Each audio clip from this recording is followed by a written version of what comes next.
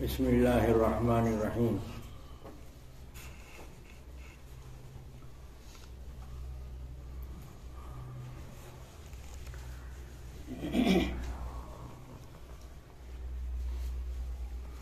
ادب کی تعلیم، آثار محبت بیان چل رہا تھا کہ محبت کے آثار کیا ہیں۔ ان میں سے مضمون یہاں چھوڑا گیا تھا کہ نفلی عبادتوں میں آزادی ہے۔ گونج ہو رہی ذرا سے۔ نفلی عبادتوں میں آزادی ہے، پڑھو ٹھیک ہے، نہ پڑھو جو ٹھیک ہے۔ فرض اور واجب ضروری ہیں۔ اب یہ کہہ کر چھوڑ دینا کہ سنتی تو ہے، یہ ایک درجے میں خلاف ادب ہے۔ نہ پڑھنا اور بات ہے، لیکن زبان سے یہ کہنا کہ چھوٹ گئی تو کیا بات ہے۔ ذرا لہجہ خیال فرمائیے گا اس محبت والے کا کہ سنتی تو ہے، چھوٹ گئی تو کیا بات ہے۔ یہ لہجہ اچھا نہیں ہے، یہ اشدیت محبت کے خلاف لہجہ ہے، محبت کی زیادتی کے خلاف لہجہ ہے۔ اس کو تو افسوس کرنا چاہیے تھا، یاد دلانے پر شکریہ ادا کرنا چاہیے تھا، نہ کہ الٹا یہ کہتا ہے کہ سنتی تو ہے، چھوٹ گئی تو کیا بات ہے۔ دیکھا آپ نے، مومن جو اللہ کی اس کے رسول کی محبت میں زیادہ ہے، زیادتی ہے اس کے اندر، اور عاشق ہے اللہ اس کے رسول کا، اور وہ ایسی بات کہیں کہ سنتی تو ہے ایک درجے میں۔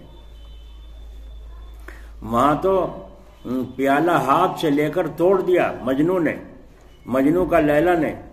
اس کو مجنو سے پوچھو دوسروں کو کیا خبر۔ تو اس درجے کا ہو گیا ہے، وہ سمجھتا ہے، وہ جانتا ہے، تم نہیں سمجھ سکتے۔ تو جب وہ ناچنے لگا تھا پیالہ توڑنے پر، تو دوسرے فقیروں نے کیا کہا تھا کہ اے مجنو، تو کچا مجنو ہے، تیرا کاسا لے کر توڑ دیا، تو مستا رہا ہے، ناچ رہا ہے۔ تو کیا کہا تھا مجنو نے؟ بھولا مجنو کہ تم میں کوئی عاشق نہیں، اور عاشقوں کی رمز سے تم واقف نہیں۔ تم عاشق تو نہیں ہو نا اس کے جس نے پیالہ پھوڑا ہے۔ مجھ سے پوچھا میرے اوپر کیا بیت رہی ہے، تو تم نہیں سمجھتے۔ جو ایسا نہیں ہے اس کو تو غصہ آئے گا، گرانی ہوگی، اور ڈر کر وہاں سے الگ بھی ہو جائے گا۔ یہ الگ ہونا بھی سمجھدار کے لیے ایک تنبیہ ہے، بشرطے کہ وہ سمجھ سے کام لے۔ احکام الہیہ کے خلاف ورزی پر ناگواری ہونا چاہیے۔ تو میں عرض کر رہا تھا کہ حکم دے دیا کہ اس بستی میں جو اللہ کا ولی رہتا ہے، اس شہر کو الٹ دو، اس شہر کو الٹ دو، اس بزرگ سمیت، اس ولی سمیت الٹ دو۔ کیوں؟ اس لیے کہ اس شہر کے رہنے والے گناہ پر گناہ کرتے رہتے تھے، تو اس کے دل پر سانپ سا کیوں نہ لوٹ جایا کرتا تھا، پہاڑ سا کیوں نہ گر جایا کرتا تھا، چہرے پر بل کیوں نہ آ جاتے تھے۔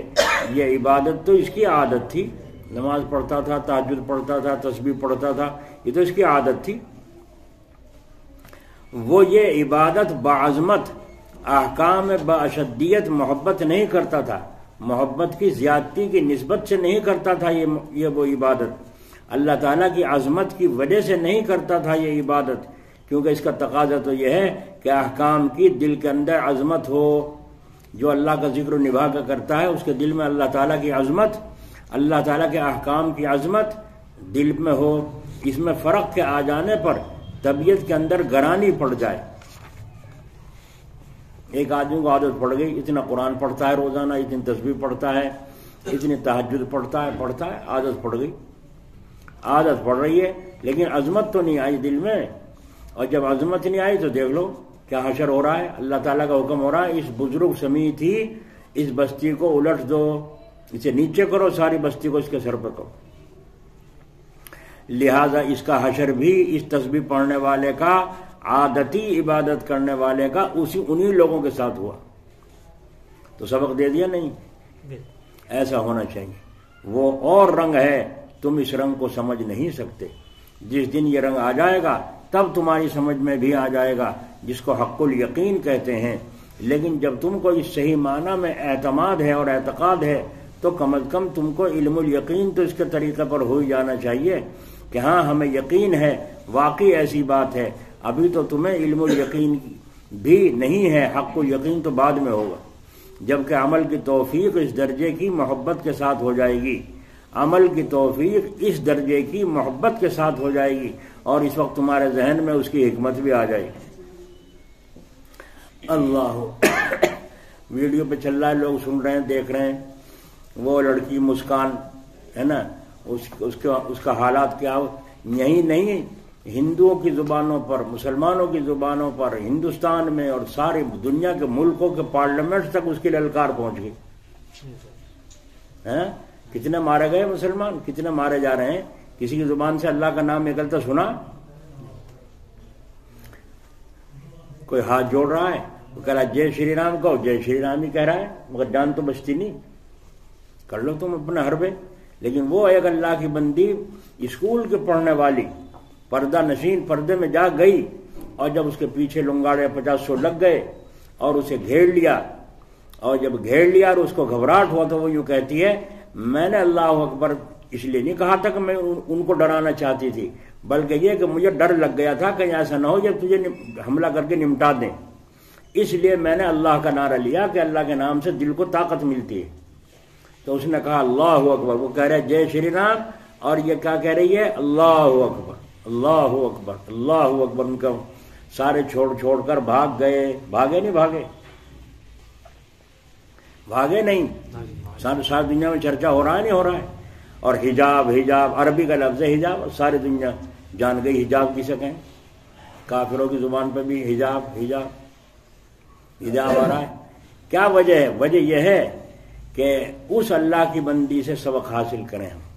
کیا سبق حاصل کریں؟ ایک کلمہ ہے، وہی ہم نے اپنے گھر میں پڑھا، اور وہی اللہ کے گھر میں پڑھا، اور اسی کلمے کو بازار میں پڑھا، اور اسی کلمے کو میدان جہاد میں پڑھا، جنگ میں پڑھا۔ تو ہر کلمہ ہر جگہ کے بدلنے سے اس کا حکم بھی بدل جاتا ہے۔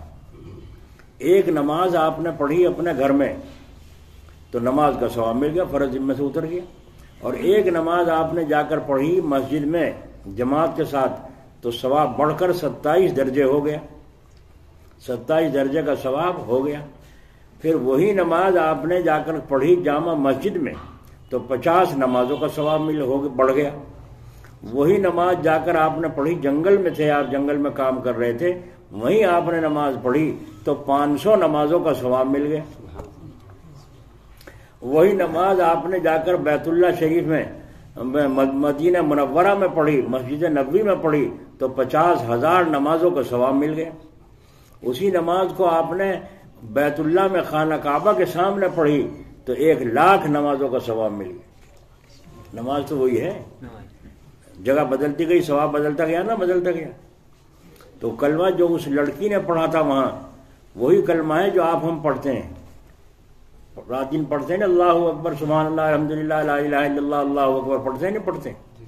تو آخر اس کی زبان پر ایسی، اسکول والی لڑکی کی زبان پر ایسا کیا کلمہ آ گیا تھا جو اس کی اتنی پاور تھی، سارے میں جو ہے جھنجٹ مچ گیا اور ایک تہلکہ مچ گیا۔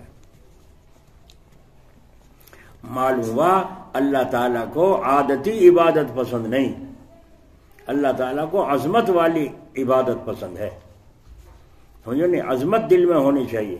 اگر عظمت نہیں ہے احکامات کی تو لاپرواہ ہے۔ نماز پڑھ رہا ہے ٹھیک ہے، قرآن پڑھ رہا ہے ٹھیک ہے، رو رہا ہے ٹھیک ہے، مگر لباس رسول اللہ کے خلاف ہے، چہرہ رسول اللہ صلی اللہ علیہ وسلم کے خلاف ہے، تو عظمت نہیں ہے۔ ایک بات سنی تھی، عمل شروع کر دیا، عادت پڑ گئی، بس۔ عظمت ہونا اور چیز ہے، وہ ادب جس کو ہوگا وہ عظمت خیال کرے گا، میرے آقا کیا کہیں گے، رسول اللہ صلی اللہ علیہ وسلم کو منہ دکھانا ہے، اللہ تعالیٰ کیا کہیں گے، پیچھے سن چکے ہو قصے بہت سے۔ اللہ اکبر، لا الہ الا اللہ وحدہ لا شریک لہ، لہ الملک ولہ الحمد، یحیی ویمیت وہو علی کل شیء قدیر۔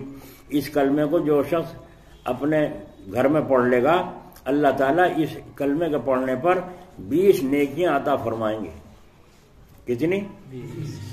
اسی کلمے کو، اس چوتھے کلمے کو اگر بازار میں پڑھ دے گا تو 20 لاکھ نیکیاں ملیں گی۔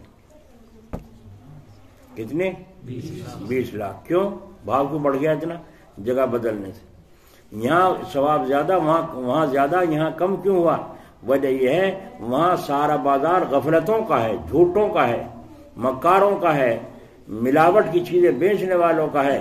جس نے وہاں جا کر اللہ کا سچا کلمہ پڑھا اس کا ثواب یوں بڑھ گیا۔ آگے سمجھ میں؟ اسی طریقے سے وہی کلمہ اس لڑکی نے پڑھا اللہ اکبر، تو ایسی جگہ پڑھنے پر اس کا بھاؤ کتنا بڑھ گیا کہ ساری دنیا کے پارلیمنٹوں میں اس کی آواز پہنچ گئی۔ ورنہ کون سا انوکھی بات تھی، کون سی انوکھی بات تھی؟ رات دن اذانیں ہو رہی ہیں مسجدوں میں، کیوں نہیں اس میں کرنٹ آ رہا ہے؟ تو معلوم ہوا کہ اس کی حالت دیکھو اور اس کی کیفیت دیکھو، چاروں طرف سے انعاموں کی، دنیا کی نعمتوں کی اس پر بارش ہو رہی ہے۔ فلاں نے اتنا انعام دیا، فلاں نے اس لڑکی کو اتنا انعام دیا، فلاں نے اتنا انعام دیا، کروڑوں روپے برس رہا ہے۔ اللہ ہمیں بھی احکام کی توفیق عظمت کے ساتھ ادا کرنے کی توفیق۔ حضرت والا فرمایا کرتے تھے جب کوئی بات ایسی پیش آئی کہ میں نے کچھ چاہا تو اتفاقاً ایسا ہوا کہ نہیں ہوا، مگر اکثر تو اللہ تعالیٰ ساتھ ہی ساتھ اس کی حکمت بھی دل میں ڈال دیتے ہیں، ورنہ کچھ دیر کے بعد تو حکمت سمجھ میں آ ہی گئی، ہاں ایسا ہی ہونا چاہیے۔ یعنی میں نے کوئی کام کرنا چاہا اور وہ ہوا نہیں، تو کیوں نہیں ہوا؟ ہم نے کوشش بھی کی، محنت بھی کی، پھر کیوں نہیں ہوا؟ تو اللہ تعالیٰ نے اس کی وجہ یوں نہیں ہوا، اس کی حکمت دل میں ڈال دی، اور اگر جبھی نہ ڈالی تو کچھ دیر کے بعد حکمت اپنا بھی سمجھ میں آ جاتی ہے۔ بعد میں ہم چاہتے ہیں ایک کام ہو جائے اور وہ ہوتا نہیں۔ ایک صحابی کا بیمار ہوئے، بعض صحابہ جہاد میں شریک نہ ہو سکے، اور تبوک کا جہاد بہت سخت ترین عجیب جہاد تھا، جس میں شریک نہ ہونے والوں پر اللہ تعالیٰ کے رسول صلی اللہ علیہ وسلم کی طرف سے عتاب بھی ہوا، غصہ بھی ہوا۔ اور وہ صحابی جو بیمار تھے وہ کہہ رہے تھے اے اللہ آپ کا شکر کہ آپ نے مجھ کو اس موقع پر بیمار ڈال دیا، اگر میں بھی تندرست ہوتا اور ہو سکتا ہے کہ میں بھی کوئی طریقہ ایسا اختیار کرتا کہ میں اجازت لے لیتا اور جہاد میں شریک نہ ہوتا تو مجھ پر بھی یہی غصہ ہوتا۔ 3 صحابی ایسے تھے جن پر نہ جانے کی وجہ سے اللہ کے رسول ناراض ہوئے، اور سب نے بند کر دیا تھا مسلمانوں کو، بائیکاٹ کر دو، کوئی ان سے کلام نہ کرے۔ تو یہ صحابی جو بیمار ہیں، پڑے ہیں، بیمار ہو گئے تھے، جہاد میں نہیں جا سکے، تو یہ شکر ادا کر رہے ہیں اللہ تیرا شکر ہے تو نے مجھے بیمار ڈال دیا، اگر میں بیمار نہ ہوتا کہیں ایسا نہ ہوتا کہ میں بھی نہ جانے کا بہانہ بنا کر کے گھر میں ہی رہ جاتا، اور جیسے اللہ ان پر رسول ان پر ناراض ہے میرے پہ بھی ناراض ہو جاتا۔ تو بیمار پڑ جانا سمجھ میں آ گیا، حکمت آئی سمجھ میں؟ دیکھو ان کی سمجھ میں بیمار ہونے کی حکمت آ گئی۔ تو مختلف طرق اور ذرائع سے معلوم ہوا کہ مومن کی ذات، مومن کے ساتھ ذات باری تعالیٰ کا جو بھی معاملہ ہو، چاہے اس کے چاہنے کے موافق ہو، چاہے اس کی تمنا اور چاہت کے خلاف ہو، ہر حال میں اس کے لیے اس میں کچھ نہ کچھ خیر ہے۔ مسلمان کے لیے جو بھی اللہ تعالیٰ کا فیصلہ آئے گا، تمنا اور چاہت تو کچھ ہے، فیصلہ اللہ کا کچھ آ رہا ہے تو کچھ نہ کچھ بھید ہے، کچھ نہ کچھ مصلحت ہے اللہ تعالیٰ کی۔ آئی سمجھ میں بات؟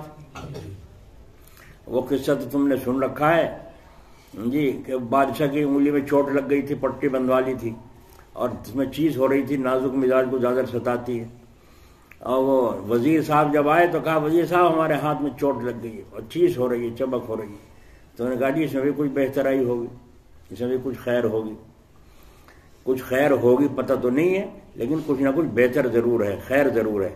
بادشاہ کہا اچھا ہمارے تو چوٹ لگ گئی، ہمیں تکلیف ہو رہی ہے، اسے یوں کرا بڑھیا ہوا، جاؤ اسے قید میں ڈالو، اور پکڑ کے پولیس لے گئی، جا کے قید میں لے کے چلنے لگے۔ تو چلتے وزیر نے کہا اس میں بھی کوئی مصلحت ہے اللہ تعالیٰ کی بہترائی، میں جو قید میں ڈالا جا رہا ہوں اس میں بھی کچھ مصلحت ہے۔ بادشاہ کو اور غصہ ہے، دیکھو نالائق کیا ہے۔ اب بادشاہ گیا شکار میں، جب شکار میں پہنچا تو پٹی بندھی بھی تھی، دوا حکیم نے باندھ رکھی تھی، اس کی بدبو تھی، تو یہ تھک کر ایک درخت کے نیچے لیٹ گیا بادشاہ، ساتھی پیچھے رہ گئے، یہ شکار کے پیچھے پیچھے کہاں کے کہاں نکل گئے۔ جب درخت کے نیچے لیٹا ادھر سے شیر آیا، اور شیر نے آ کر ان کے پاس آ کر دیکھا پڑا ہے، مرا ہوا ہے، زندہ ہے، چاروں طرف سے دیکھا، سونگ کر کے اس نے دیکھا یہاں پٹی میں سے بدبو آ رہی ہے زخم کی، زخم پر پٹی بندھی ہوئی ہے۔ شیر چھوڑ کر چلا گیا، کیونکہ شیر کی خاصیت ہے زخمی دوسرا دوسرے کا مارا ہوا شکار نہیں کھاتا، اگر مرا ہوا کوئی پڑا ہوا مردار تو اسے نہیں کھائے گا، خود شکار کر کے کھائے گا۔ اللہ ہمیں بھی توفیق دے کر کے کھانے کی۔ ہاں تو وہاں سے جب وہ چلا گیا شیر، بادشاہ بھاگا، جان بچا کے گھر آیا اور کہا وزیر کو لاؤ نکال کے۔ وزیر کو لائے نکال کے انہوں نے کہا وزیر صاحب ایک بات تو تمہاری سمجھ میں آ گئی، اس دن تو سمجھ میں آئی نہیں تھی۔ کیا؟ کہ وہ جو ہماری چوٹ لگ گئی تھی اور تم نے جو کہا تھا اس میں بھی کچھ بہترائی ہے۔ اب سمجھ میں آئی کہ بہترائی، اگر میرے ہاتھ میں پٹی بندی نہ ہوتی، زخم نہ ہوتا تو شیر مجھے نہیں چھوڑتا، شکار کرتا۔ لیکن یہ بات سمجھ میں نہیں آئی کہ تم نے جاتے ہوئے جیل میں یوں کہا کہ اس میں بھی کچھ بہترائی ہے، وہ سمجھ میں نہیں۔ کہا جی دوسری تو خود ہی سمجھ میں آ گئی۔ کہا وہ کیسے؟ اگر میں باہر ہوتا تو آپ کے ساتھ لازمی ہوتا شکار میں، اور میں تو یہ ہو نہیں سکتا تھا کہ اور ساتھی تو چھوڑ کے پیچھے رہ گئے، میں ساتھ چھوڑ دیتا، وزیر کو تو ساتھ ہی رہنا پڑتا، ساتھ ہی رہتا۔ جب آپ لیٹے ہوتے میں بھی لیٹتا، شیر آ کر تمہیں تو زخمی سمجھ کے چھوڑ دیتا اور مجھے چھوڑتا نہیں، ہے نا، میں مارا جاتا۔ تو بہتر ہوا نہ ہوا؟ تو جیل میں جانا بہتر ہوا وزیر کا، اور بادشاہ کے چوٹ لگنا؟ دیکھ لو، اس کو سمجھانے مضمون کو، یہ تمہارا سنا ہوا ہے، لیکن چونکہ غور نہیں کرتے اور بات مسکرائے اور چھوڑ دے اپنے چلے گئے۔ تو کیا مطلب ہوا کہ دیکھو ان کے سمجھ میں صحابی کی بیمار ہونے کی حکمت آ گئی۔ اور یہ موٹی سی بات ہے، دیکھو بچہ باپ سے کوئی چیز مانگتا ہے، اگر بچے کے لیے وہ چیز فائدہ مند ہے تو دے دیتا ہے، اور فائدہ مند نہیں ہے تو نہیں دیتا۔ اب بچہ روٹھ گیا، بگڑ گیا، برا مان گیا کہ میں نے باپ سے 1 روپیہ مانگا تھا، انہوں نے دیا نہیں اور اسے فقیر کو دے دیا، ہے نا، اس پر وہ بچہ بگڑ گیا، روٹھ گیا۔ ابا سے پوچھو کیوں نہیں دیا، تو یہ بیٹے کی مخالفت ہوئی یا موافقت ہوئی؟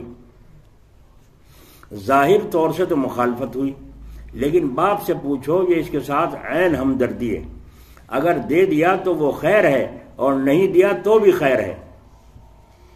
موٹی سی بات ہے اور رات دن کا معاملہ ہے، یہ بڑے کا چھوٹے کے ساتھ اور باپ کا بیٹے کے ساتھ، میاں بیوی کے ساتھ وغیرہ وغیرہ، یہ قصے پیش آتے رہتے ہیں۔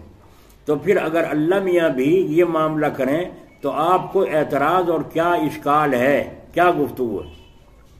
خیال ہی نہیں آنا چاہیے تھا، کیونکہ یہ محبت شدت کے خلاف۔ تو آپ کو محبت کیا ہوئی؟ اللہ تعالیٰ جس حال میں رکھنا چاہتا ہے اسی حال میں بندے کو رہنا پسندیدہ ہونا چاہیے، ورنہ مجنوں کو پاگل نہیں تھا۔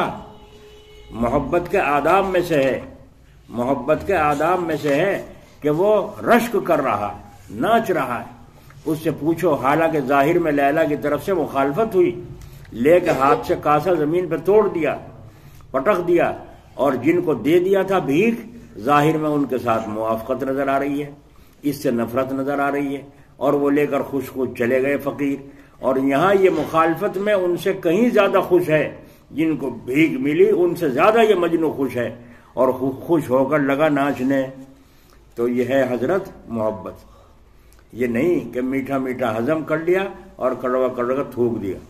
جب تمہاری سمجھ میں بات آ گئی پھر تم نے مانا تو کیا مانا، جب تمہاری سمجھ میں بات آ گئی پھر مانا تو کیا مانا۔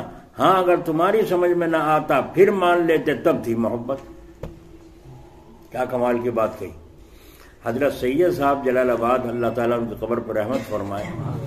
حضرت جلال آبادی رحمۃ اللہ علیہ نے ایک حدیث سنائی، اس پر کچھ تشریح فرمائی، تو سید صاحب نے کہا حضرت سمجھ میں نہیں آئی۔ حضرت نے پھر دوبارہ سے اس کی تشریح کی، سمجھایا ایسے ہے، تو پھر فرمایا سمجھ میں آئی؟ کہ جی ابا جی سمجھ میں نہیں آئی۔ پھر تیسری مرتبہ حضرت نے اور طریقے سے سمجھایا، تو پھر فرمایا حضرت اب سمجھ میں آ گئی۔ اچھا ٹھیک ہے، ماشاءاللہ بہت اچھا سمجھ میں آ گئی۔ دراصل تھوڑی دیر توقف کے بعد حضرت نے فرمایا مولوی صاحب جی تم اپنی مانتے ہو، ہماری نہیں مانتے، تم اپنی مانتے ہو، ہماری نہیں مانتے۔ کہا نہیں ابا جی ہم تو آپ ہی کی مانتے ہیں، رات دن ہم تو رات دن آپ کی مانتے ہیں۔ تو آپ نے فرمایا نہیں، ہمارا ماننا، ہماری ماننا تو یہ تھا جب میں نے پہلے بتلایا تھا اس وقت مان لیتے۔ تم نے کہا سمجھ میں نہیں آئی، ہم نے دوبارہ سمجھایا سمجھ میں نہیں آئی، نہیں مانے، پھر تیسرے سمجھایا تو کہا سمجھ میں آ گئی۔ تو جب سمجھ میں آ گئی، جب تم مانے تو اپنی مانے کہ ہماری مانے؟ بولو بھائی، اپنی مانے نا، تو پھر جن کو کہتے ہو ہم بزرگوں کے معتقد ہیں، ہم اللہ کی مانتے ہیں۔ اللہ کی مصلحت سمجھ میں آ گئی، جب مانا تو کیا مانا، سمجھ میں نہ آئے پھر مانے، بغیر میرے رب کے حکم کے کچھ نہیں ہوگا۔ میرا اللہ کا حکم یہ تھا چوٹ لگے، اور اس لگنے میں کچھ اللہ کی مصلحت ہے، اور اس بیماری میں اللہ کی کچھ مصلحت ہے، جیسے وہ صحابی کہہ رہے ہیں۔ تو دونوں حالتوں میں، دونوں صورتوں میں اس کے لیے خیر ہے۔ خیر اور شر دونوں کا خالق کون ہے؟ اللہ تعالیٰ۔ نفع ہوگا تو کس کا حکم؟ کیوں بھائی؟ اور آمدنی نہ ہوگی تو کس کا حکم؟ سمجھ میں آ رہی ہے؟ خیر اور شر دونوں چیزیں کس کی طرف سے ہوتی ہیں؟ یا کوئی اور ہے شر والا اور ہے، خیر والا کوئی اور ہے؟ تو پھر تم نے تو دو خدا مان لیے۔ مگر اللہ تعالیٰ کی طرف شر کی نسبت کرنا ادب کے خلاف ہے، سمجھے نہیں؟ اللہ تعالیٰ کی طرف شر کی نسبت کرنا ادب کے خلاف ہے۔ قرآن پاک میں اس کی تعلیم دی گئی ہے، فرمایا گیا وَتُعِزُّ مَن تَشَاءُ وَتُذِلُّ مَن تَشَاءُ بِيَدِكَ الْخَيْرُ۔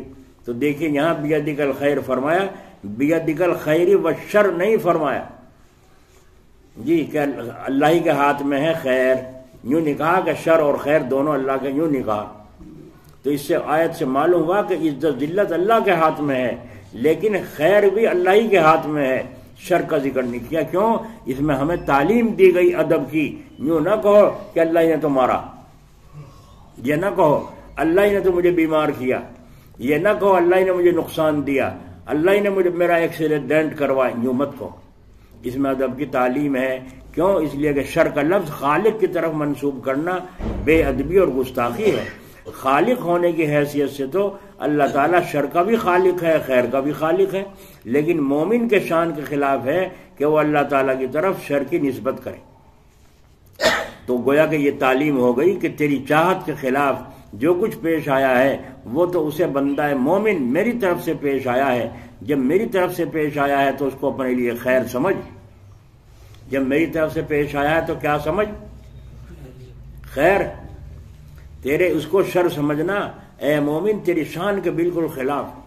تو مومن ہے، مجھ پر ایمان رکھتا ہے، میرا بندہ ہے، دعویٰ میرے سے کرتا ہے محبت کا، تو جو تیرے پاس شر آیا ہے تیری شان کے خلاف ہے، تو اس کو شر سمجھے، یہ دیکھ کہ تیرا تعلق مجھ سے کیسا ہے۔ اگر تو اسے جو میری چاہت سے پیش آیا ہے شر سمجھے گا تو گویا یہ شہادت دے رہا ہے تو کہ جس درجے کی عظمت اور محبت اور جس درجے کی ادب اور تہذیب تیرے اندر ہونا چاہیے تھی وہ نہیں ہے۔ یہ اللہ تعالیٰ ہمیں تعلیم دے رہے ہیں۔ تو اے مومن جو کچھ بھی تیرے ساتھ غیر اختیاری بات پیش آئے اس کو تو خیر سمجھ، اس کو تو خیر سمجھ۔ اچھا بھائی، ایک آدمی نے چوری کر لی، تو یہ چوری کرنا اس کا، اور چوری کے اوپر پھر سزا کا ملنا، جیل میں جانا یا ہاتھ کٹنا، جیسا جس کا ملک کا قانون ہے ہاتھ کٹنا، یہ قانون آیا ہاتھ کاٹا گیا۔ تو یہ جو شر آیا ہے اللہ کی طرف سے آیا یا اس نے خود اختیار کیا تھا؟ خود اختیار کیا تھا نا، لیکن بغیر اللہ کے حکم کے تو نہیں ہوا۔ میں 1000 چاہوں فلاں آدمی کو مار دوں اور گولی بھی لیے کھڑا ہوں اور مارنے کی تیاری، اور وہ مرنے کو بھی تیار کھڑا ہے، مار سکتا ہوں لیکن نہیں مار رہا ہوں یا مار دیا ہے۔ تو دونوں چیزیں اللہ تعالیٰ نے اپنے قبضے میں رکھی ہیں۔ اللہ چاہے گا تو مر جائے گا، نہیں چاہے گا تو نہیں مرے گا۔ سمجھ میں آئی نہیں شاید؟ جی یہ ہے کہ ہر چیز کا نفع نقصان اللہ تعالیٰ ہی کی طرف سے ہے، شر بھی اور خیر بھی اللہ ہی کی طرف سے ہے۔ ایک آدمی نماز کے لیے اٹھا فجر کی، اور اس کو آلکس آ رہا ہے، نیند آ رہی ہے، بہت ستا رہی ہے نیند، اور سوچ رہا اب اٹھوں جب اٹھوں، اور وہیں اپنا کروٹ لے کر رہ گیا، سورج نکل گیا ہے نا۔ تو اس کو سلایا کسی نے؟ بغیر اللہ کے حکم کے تھوڑا سویا یہ۔ اگر اللہ تعالیٰ چاہتے تو سو نہیں سکتا تھا، جس کو نہیں چاہتے سارے رات ہی کروٹیں بدلتا رہے، نیند کی گولیاں کھانی پڑے اسے، ہے نا، سو نہیں سکتا۔ تو یہ جو سو گیا ہے اللہ ہی کے حکم سے، مگر اللہ نے حکم کیوں دیا سونے کا نماز کے وقت اس کو؟ اس کے لیے، اس لیے دیا کہ اس نے اٹھنے کی ہمت نہیں کی۔ اگر یہ اٹھنے کی نیت کرتا اور ہمت کرتا تو اللہ تعالیٰ سہارا لگا دیتے، اٹھ جا۔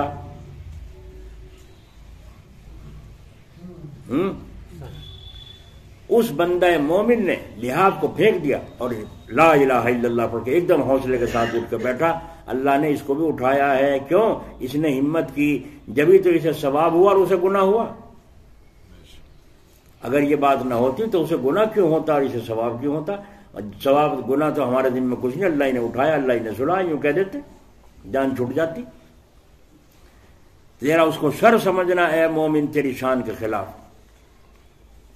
اللہ تعالیٰ نے ہم کو عبادات نافلہ میں آزادی دی ہے اور عبادات مفروضہ میں جو فرض ہیں ان میں قید میں کر دیا ہے کہ 3 فرض مغرب کے پڑھنے پڑیں گے. کیونکہ ہر آدمی کا حال برابر نہیں ہے, کیونکہ کوئی رات بھر جاگ سکتا ہے, کوئی نہیں بھی جاگ سکتا. اب جو نہیں جاگ سکتا اس کو جاگنے کا حکم دینا کیسا؟ تو جس چیز میں اللہ تعالیٰ نے آزادی دی ہے اور اختیار دیا ہے وہاں تو اختیار ہے, لیکن جس چیز کے اندر آزادی نہیں ہے اور اختیار کو قید میں کر دیا وہاں محبوس ہے, قید ہے. اس کو شریعت کے اندر حدود کہا جاتا ہے, اس سے آگے نہیں بڑھتا. اگر امام صاحب پوری رات جاگے تھے تو اس کا یہ مطلب نہیں کہ ہم بھی پوری رات جاگ کر اللہ اللہ کریں. اگر پیر صاحب پوری رات جاگتا ہے تو اس کا یہ معنی نہیں ہے کہ مرید بھی پوری رات جاگے, بلکہ شیخ کو چاہیے کہ باوجود پوری رات جاگتے رہنے کے بھی کبھی کبھی پوری رات جاگنا چھوڑ دے. پیر صاحب روزانہ رات کو ساری رات جاگتے ہیں اور اللہ اللہ کرتے ہیں, تو پیر صاحب کو بھی چاہیے کبھی کبھی پوری رات جاگنا چھوڑ دے. کیوں چھوڑ دے؟ اس لیے کہ مرید کی شیخ کے ساتھ اصل حالت بے انتہا محبت کی ہوتی ہے. جو مرید ہوتے ہیں نا, مرید آج کل کے تو مرید بھی ایسے ہی ہیں, محبت نہیں, واسطہ نہیں, مطلب نہیں, تعلق نہیں, بس ملی صاحب سلامت ہو گئی بات ختم. ایسی محبت اپنے شیخ سے آدمی کو ماں باپ سے زیادہ محبت ہوتی ہے. اللہ اس کے رسول کے بعد درجہ کس کا ہے؟ پیر کا. لیکن اس کے ساتھ ساتھ اللہ اس کے رسول کے ساتھ درجہ اللہ نے رکھا ماں باپ کا, ماں باپ کا درجہ رکھا ہے. اس کے ساتھ ساتھ شیخ اور مرید ان کا تعلق الگ سے ہے. لیکن باپ کا حکم دیکھو کیا ہے, بیٹے عشاء کی نماز پڑھ کے سو جایا کرو اور فجر کی نماز سے تھوڑی دیر پہلے اٹھ کر وضو کر کے سنت پڑھ کے نماز پڑھ لیا کرو فجر کی, پھر کام پہ نکل جایا کرو. شیخ صاحب کیا کہتے ہیں اس مرید کو؟ نہیں بھائی رات کو تہجد پڑھا کرو. اس کی بھی تمنا ہے تہجد کی, اس کا بھی شوق ہے تہجد پڑھنے کا. شیخ بھی کہتے ہیں مریدوں کو تہجد پڑھا کرو, تہجد کے بغیر ولی نہیں بنتا. یہ نماز سنت مؤکدہ ہے تہجد کی. تو اب میں کیا کروں؟ باپ یوں کہتا ہے نہیں عشاء کی نماز پڑھ کے سو جایا کرو اور فجر کی نماز اٹھ کر پڑھ لیا کرو اور پھر کام پر نکل جایا کرو. تو اب کس کا حکم مانوں؟ اب کس کا حکم مانوں؟ اب شریعت آ گئی. شریعت کہتی ہے باپ کا حکم مانو. کس کا مانو؟ تہجد چھوڑ دو, تہجد چھوڑ دو. اللہ اس کے رسول کے بعد درجہ باپ کا ہے. اب تہجد چھوڑ دو. پیر صاحب کہتے ہیں بیٹے شادی میں خلاف شریعت کام نہیں ہونا چاہیے. بہت اچھا حضور. اب جب چلے شادی میں تو باپ نے کہا بیٹے صحرا باندھ لو, صحرا باندھ لو, باجا بجواؤ. بیٹے نے کہا ہرگز نہیں ہو سکتا, نہ صحرا بندواؤں گا نہ باجا بجواؤں گا. انکار کر دینا. اگر تم نے باپ کا کہنا یہاں مانا اس واسطے کہ باپ پیر سے بڑا درجہ باپ کا ہے تو تم گنہگار ہوئے. اب پیر کا حکم چلے گا, اب اللہ اس کے رسول کا حکم چلے گا. تو پہلا درجہ کس کا؟ اللہ اس کے رسول کا. اس کے بعد باپ کا. تو یہاں مرید کی شیخ کے ساتھ اصل حالت بے انتہا محبت کی ہے, مگر عظمت کے ساتھ. پیر سے محبت بھی ہے پوری پوری, مگر بڑائی دل میں ہے, عظمت دل میں ہے. مرید نے شیخ کو دیکھا, اوہو وہ تو پچھلی رات کو کبھی حضرت جی سوتے ہی نہیں. اب اس کے دل کے اندر ملال پیدا ہوا کہ میں بھی جاگوں گا, اور یہ چیز آئی اس کے دل کے اندر شیخ کے عمل سے. اب شیخ اپنے مریدوں کی خاطر اپنی عبادات دائمہ نافلہ کے اندر فرق پیدا کر دیتا ہے کہ کبھی کبھی نہیں جاگتا کیونکہ میرے اس عمل کو دیکھ کر یہ بھی ایسا ہی کرے گا, تو میں تو یہ مشقت برداشت کر جاؤں گا, یہ مشقت برداشت نہیں کرے گا. اس لیے پیر صاحب نے عمل کیا. میرے شیخ مولانا تھانوی صاحب نے سفر کے اندر ایسا ہی کر کے دکھایا کہ سنت مؤکدہ بھی چھوڑ دیں, نفلوں کو تو کیوں نہ چھوڑتے. اور مریدین کہہ بھی رہے ہیں حضرت ریل کے چھوٹنے میں ابھی بہت دیر ہے, بس فرض 2 پڑھ لیے، سنتیں چھوڑ دی، نفلوں کا تو مطلب ہی نہیں۔ ابھی تو حضرت ریل کے چھوٹنے میں بہت دیر ہے اور حضرت نے فرض پڑھ کے سنتیں چھوڑ دی۔ فرمایا فرض پڑھ لیے، مریدین نے کہا حضرت سنتیں پڑھ لیجئے، حضرت نے فرمایا تم پڑھ لو، میں تو نہیں پڑھتا، تم پڑھ لو، میں نہیں پڑھتا، اور جا کر ریل کے اندر سیٹ پہ بیٹھ گئے حضرت تھانوی رحمۃ اللہ۔ حالانکہ ریل کے چھوٹنے میں ابھی بہت دیر ہے، یہ سن کر دوسرا کون پڑھے گا؟ پڑھے گا کوئی؟ جب استاد صاحب وہاں جا کے بیٹھ گئے تو مرید صاحب پڑھیں گے؟ کون پڑھے گا؟ اس لیے کہ دل میں شیخ کی عظمت کے ساتھ محبت ہے، اور محبت کا تقاضا ہے کہ مرید شیخ کی اتباع کرتا ہے۔ پس اگر شیخ نے سفر میں نفلیں سنتیں نہیں چھوڑی ہیں تو یہ مرید بھی نہیں چھوڑے گا، یہ بھی پکا ملا ہی بنے گا، چاہے کچھ ہو جائے، ریل چھوٹ جائے چاہے جہاز چلا جائے، اس کو اپنے نفلیں پڑھنے سے کام، کیونکہ یہ کہے گا شیخ نے کہاں چھوڑی تھی، اس لیے ہم کیوں چھوڑیں؟ اب جب اپنے شیخ نے چھوڑ دی تو ان کو موقع مل گیا یہ بھی چھوڑ دیں، موقع پہچانیں گے، وقت پہچانیں گے کیا ہے۔ اللہ اکبر، سبحانہ پڑھنا فرض نہیں جی، سنت ہے، چھوڑ دو۔ الحمد پڑھنا واجب ہے، پڑھو، قرات فرض ہے، انا اطعنا، اور اللہ اکبر، رکوع کی تسبیح سبحان رب العظیم پڑھنا سنت ہے، فرض نہ واجب، اسے بھی چھوڑ دو۔ یوں جھکے سیدھے کھڑے ہو جاؤ، سیدھے کھڑے ہو کے پھر اللہ اکبر، سجدے میں جا کے ایک دفعہ سبحان رب الاعلیٰ کہا نہ کہا نہیں صحیح، سجدہ کر کے سیدھا پھر اٹھ کے بیٹھ جاؤ، پھر دوسرا سجدہ، پھر اللہ اکبر، الحمد پڑھو، الحمد بسم اللہ چھوڑ دو، الحمد پڑھ کے قل هو اللہ پڑھ کے رکوع کے بعد کھڑے ہونا، پھر سجدہ کرنا، سجدہ کر کے بیٹھو، اتحیات پڑھو، اتحیات پڑھتے ہی سلام پھیر دو۔ بولو ایسی 2 رکعت میں کتنی دیر لگی؟ 1 منٹ کتنی دیر لگی؟ لیکن آدمی نہیں پڑھ سکتا جب تک اس کے سامنے نمونہ نہ ہو، نمونہ نہ ہو۔ کہاں وضو کروں گا؟ وضو کے مسئلے پہلے سکھائے جاتے ہیں کہ ایک دفعہ دھونا چہرے کا فرض ہے، کوہنیوں تک ہاتھ دھونا ایک دفعہ فرض ہے، مسح کرنا ایک دفعہ یہ فرض ہے، ایک دفعہ پیروں کا دھونا یہ فرض، 3 دفعہ دھونا سنت ہے۔ اگر موقع لگے تو سنت کے مطابق وضو کرو، نہیں موقع لگتا یا پانی کم ہے تو ایک دفعہ دھو لو، سارے کو تر کر لو، بس کافی ہے، ایک دفعہ، اور پڑھ کر اللہ اکبر، ایسی وضو ہوئی، ایک دفعہ ہاتھ پیر دھوئے، کیسی نماز ہو گئی۔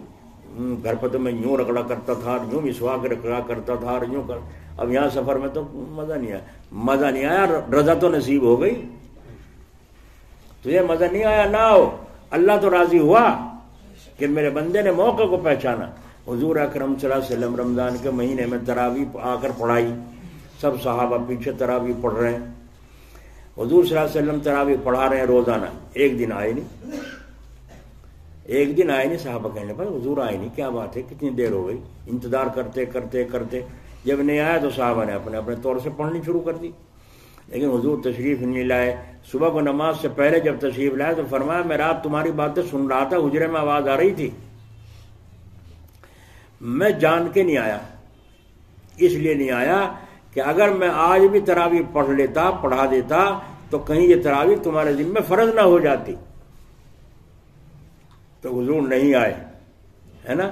حضرت تھانوی رحمۃ اللہ علیہ تراویح میں خانقاہ میں تھانہ بہن نماز تراویح پڑھا رہے تھے، اور 2-4 دن کے بعد آئے نہیں نماز پڑھنے، گھر تک تحقیق کی حضرت کی طبیعت کیسی ہے، آج تراویح میں کیوں تشریف فرمائے، ٹھیک ہے طبیعت تو میری ٹھیک ہے، اللہ کا شکر، جان کے نہیں آیا، سب کو پتہ چل گیا نہیں چل گیا۔ فجر کی نماز پڑھ کے، عصر کی نماز پڑھ کے امام صاحب جرکموں کر کے بیٹھے، سبحان اللہ پڑھے، مقتدی بھی پڑھتے ہیں، ہے نا، نہ فرض نہ واجب، ایک مستحب چیز ہے۔ اگر کوئی امام سلام پھیر کے جو دعا مانگ کے اٹھ کے چلا جائے تو سارے مقتدی پیچھے پڑ جائیں، کیوں؟ اس لیے کہ ان کو عادت پڑ رہی ہے، پتہ حقیقت کا کچھ نہیں ہے۔ بھائی فجر اور عصر میں تو اس لیے پڑھتے ہیں کہ سنتیں نہیں ہیں، اس کے بعد ہر 5 نمازوں کے بعد اس تسبیح کو پڑھنا چاہیے، ہے نا، یہ ثواب ہے اور سنت ہے، اللہ کے نبی پڑھا کرتے تھے، ہر نماز کے بعد پڑھو، لیکن جن نمازوں کے بعد سنت ہے سنتوں کے بعد پڑھو، پہلے نہیں، پہلے تو چھوٹی سی دعا مانگو بس اور کھڑے ہو جاؤ۔ اب امام بعض جگہ لمبی دعا کرے، بعض تو زور ہی کرواوے امام، مغرب میں بھی زور ربنا ربنا ربنا، جس نے ربنا ساری پڑھے گا، جتنے قرآن میں ربنا ہے ساری پڑھ کے جب دعا کو نمٹاوے گا، جتنی دیر تک بعض آدمی پریشان ہو جاتا ہے، کسی کو جانا ہے، کسی کو کچھ ہے. بھائی جن نمازوں کے بعد سنت ہے وہاں تو دعا بھی مختصر ہے، بلکہ بعض علماء کے نزدیک تو دعا نمازوں کے بعد مانگنا ہی حدیثوں سے ثابت نہیں ہے. جن حدیثوں سے ثابت ہے اس میں بھی یہ کہا گیا ہے کہ دعا چونکہ ساری عبادتوں کی جڑ اور مغز ہے، اس لیے دعا مانگنی چاہیے. ہمارے نزدیک دیوبندیوں کے نزدیک دعا مانگنا ہر نماز کے بعد، فرض نماز کے بعد سنت ہے. لیکن یہ مسئلہ ہے، جن کے بعد سنتیں ہیں مختصر دعا. جب سنتوں سے نفلوں سے فارغ ہو جاؤ، اب آدھ گھنٹے تک تو دعا مانگ، کون تجھے منع کرتا ہے؟ امام صاحب کو کیوں قید میں کر رہا ہے کہ چھوٹی سی دعا کر دی، بڑی سی کر دی؟ ٹھیکہ لے رکھا انہیں دعا کا بھی. آئی سمجھ میں؟ جن نمازوں کے بعد سنت ہے ان میں دعا مختصر سی، بس اللہ اکبر، جلد چھٹی پائی. اہل حق کے یہاں دیکھو تو حضور اکرم صلی اللہ علیہ وسلم تشریف نہیں لائے، حضرت تھانوی رحمۃ اللہ علیہ خانقاہ میں تشریف نہیں لائے، مریدوں کو پتہ چل گیا نہیں چل گیا کہ ضروری نہیں ہے. یہ سنت مؤکدہ ہے تراویح، فرض اور واجب نہیں ہے. اس لیے اگر تراویح کسی کی چھوٹ گئی تو تراویحوں کی قضا نہیں ہے، قضا عمری میں. اس لیے مرید کو اپنے پیر سے بے انتہا محبت ہونی چاہیے، اور ہوتی ہے. جو مرید ہوتے ہیں سچے، اور جو نہیں ہے وہ کچھ بھی نہیں. حضرت مولانا یوسف صاحب رحمۃ اللہ علیہ، اللہ ان کی قبر پر رحمت فرمائے، جس وقت ان کا انتقال ہوا تھا تو ان کی محبت کے وجہ سے نہ جانے کتنے مریدین ساتھ ساتھ ہی دم دے گئے تھے، انتقال ہو گیا. یہ محبت کی زیادتی تھی نہیں تھی کہ پیر کا انتقال کا صدمہ برداشت نہیں کر سکے. بیٹے کا صدمہ بعض برداشت کر لیتے ہیں، لیکن پیر کا صدمہ برداشت نہیں ہوا ان مریدوں سے. کیسی محبت؟ آج ہے ایسی محبت؟ اس کی ایک وجہ بھی ہے، وہ بھی پیر ہی ہیں. وجہ کیا ہے؟ یہاں آ گئے، کہیں اور کسی بزرگ کی مجلس ہو رہی ذکر کی، وہاں پہنچ گئے. کہیں اور نے کہا بھائی آؤ وہاں چلیں، ذکر کی مجلس ہو رہی، چلو وہاں بھی چلے گئے. یہ تو ایسا ہی ہوا. آپ ایک ڈاکٹر آیا، چل وہاں دکھاؤں گا، چل دوا لاؤ، چلو بھائی جا کے اس سے بھی دوا لیا. دوسرا آیا بھائی وہاں چلیں، بہت بڑا ڈاکٹر آیا، چلو اسے بھی جا کر دکھا کے دوا لیا. اتنا ٹلا مار لیا دواؤں کا. بتاؤ کون کون سی دوا کھاؤ گے؟ کون کون سے ڈاکٹر کی دوا کھاؤ گے؟ کون کون سے ڈاکٹر کا علاج کرو گے؟ اور بیماری اپنے وقت پر ختم ہونی ہی ہے. وہ ہو گئی دوا سنت ہے. جب بیماری ختم ہو گئی تو آپ کو یہ پتہ نہیں کون سی بیماری سے، کون سی دوا سے گئی ہے بیماری، کچھ پتہ نہیں ہے. ایسا آدمی ہر جائی کہلاتا ہے، ادھر بھی جاتا ہے ادھر بھی جاتا ہے، نہ وہ اپنا سمجھتا نہ وہ اپنا سمجھتا، کیونکہ ایک جگہ اس کو محبت ہی نہیں. جو عورت اپنے شوہر کو چھوڑ کر دوسرے نامحرم مردوں کی طرف نظر لے جاتی ہے اور ان سے بات چیت کرنے کا اس کی عادت ہے، مذاق دل لگی کرنے کی عادت ہے، چاہے جائز چاہے ناجائز، تو وہ عورت کو دیکھ کر شوہر کا دل کیا کہے گا؟ خوش ہوگا. جس عورت کا مرد ایسا ہو کہ وہ جگہ جگہ عورتوں کو دیکھتا پھرتا ہو، مذاق کرتا پھرتا ہو، تو اس کی بیوی جب یہ بات سنے گی اور دیکھے گی اس کا دل خوش ہوگا؟ بولو، رنجیدہ ہوگی کہ نہیں ہوگی؟ تو جس پیر کو یہ پتہ چلے گا میرا یہ مرید ہر جائی ہے، وہاں بھی جاتا ہے دعا میں، وہاں بھی جاتا ہے ذکر کی مجلس میں، وہاں بھی جاتا ہے، تو ان کا جی خوش ہوگا. اگر وہ کچھ پوچھیں گے جی یہ کر لیا کروں کا جی حضرت جی، تو حضرت جی کیا کہیں گے؟ تیری مرضی بھائی، کرتا ہو کر لے، نہ کرتا ہو نہ کر لے، میرے پہ تو کوئی ٹھیکیداری تو اس کی ہے جو ٹھیکے پر کام صحیح کرے. جب تم نے اپنے کو ہمارے حوالے کیا ہے اور بیعت ہو گئے ہو، یعنی بے نامہ ہو چکا ہے، تو مکان کس کا ہو گیا؟ جس کا بے نامہ ہو اسی کا ہوا. جس کے نام گاڑی لکھی گئی اسی کی تو گاڑی ہوگی وہ، یا کسی اور کی ہوگی؟ مرید تو تم کسی کے، اور کہنا مانتے پھر رہے کسی کا. حضرت گنگوہی کے پاس ایک آدمی آیا مرید، کچھ پڑھنے کو بتا دو. حضرت نے فرمایا اللہ اللہ اللہ اللہ اللہ اللہ، اس کی تسبیح پڑھا کرو، 6 تسبیح. اچھا جی، کچھ دن پڑھتا رہا، پھر آیا حضرت جی کچھ اور بتا دو. کیا بتا رکھا؟ یہ بتا، اسی کو پڑھتے رہو. پھر آیا جی کچھ اور بدل کر دو، میں تو پڑھ رہا ہوں اس کو. فرمایا بس اسے ہی پڑھتے رہو. میں نے کہا جب بھی آؤں یوں ہی کہتے بس اللہ اللہ اللہ اللہ یہ پڑھتے. کسی اور بزرگ کے پاس پہنچ گئے، ان سے جا کے کہا جی کچھ پڑھنے کو بتا دو حضرت ذکر.